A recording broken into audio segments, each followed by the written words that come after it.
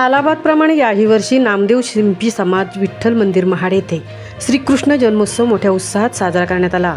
यावेळी अध्यक्ष श्री विश्वनाथ नाझरे व सौ राखी नाझरे यांच्या हस्ते पूजा करण्यात आली आणि यावेळी समाज बांधव मोठ्या संख्येने उपस्थित होते। बालगोपाळांसाठी चॉकलेटची हंडी बांधण्यात आली होती। राजेंद्र कोकणे, मी 24 तास, महाड।